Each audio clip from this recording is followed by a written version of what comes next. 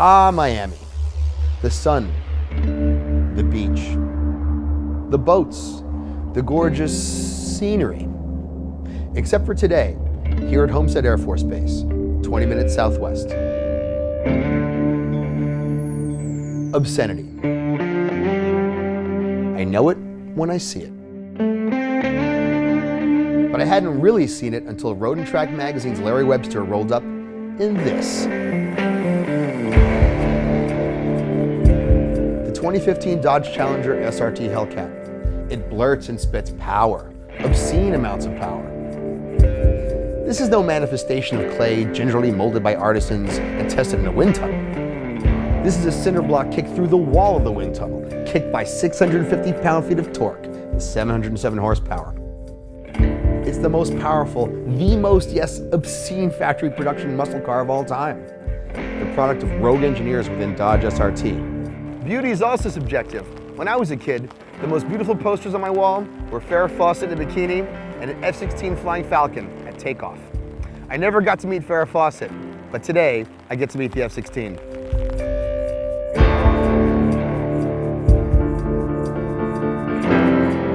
This is the F-16C Fighting Falcon. Like the Hellcat, the product of rogue designers within the Department of Defense, known as the Fighter Mafia. It might be raining, that makes absolutely no difference to the F-16.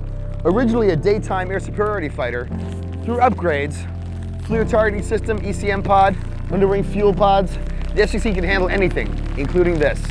I wouldn't want to be one of the Russian bears in the Gulf of Mexico trying to sneak around. You got no shot against the Flying Falcon. Today, we get to see what happens when beauty and obscenity meet in the same place.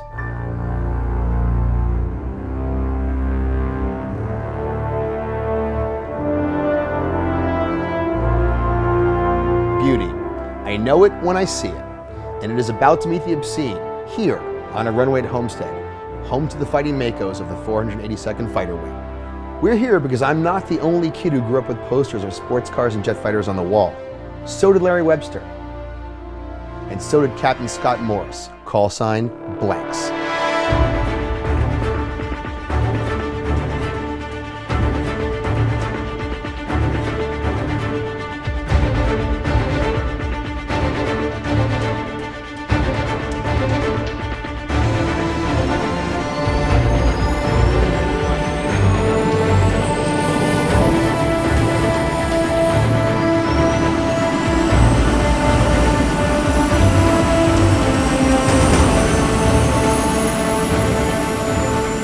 You don't need to be Stephen Hawking to know an F-16 will outrun a Hellcat in a drag race, eventually.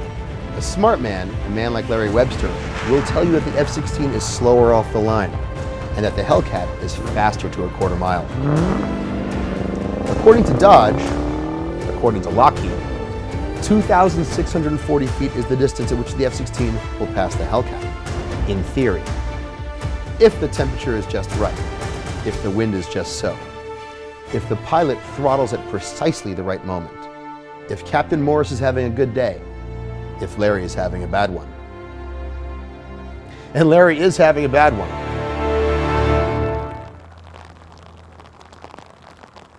It's raining.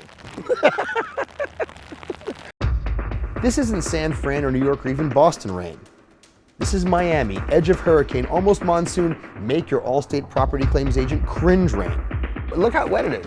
I mean, we have the car, and if ever there was a car that was gonna have a problem with the power fighting the computer, it's this car to lay that power down on the runway in this level of wet.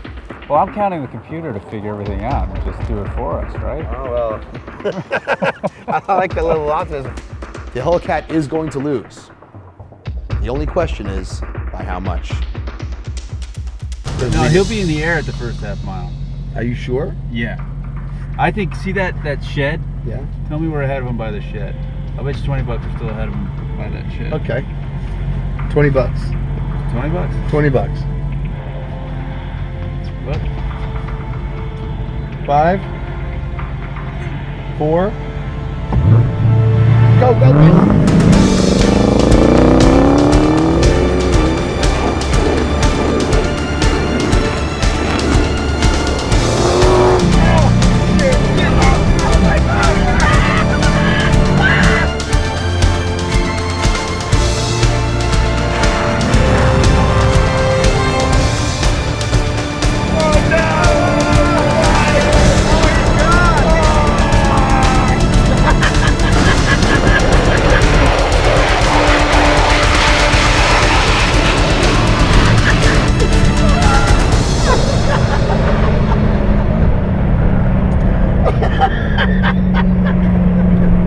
By the end of the runway, the F-16 was doing 550 miles per hour, more than 5 times the Hellcat's 101. The betting man in me lost 20 bucks, but the kid in me won. This isn't the first time a car has raced a plane, but it's a first for me, and a reminder that childhood fantasies can come true.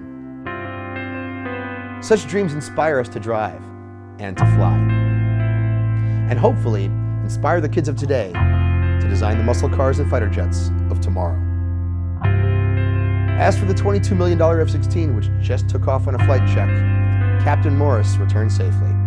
To us, a treacherous flight through a 30-knot crosswind in a massive downpour. For Captain Morris, Friday.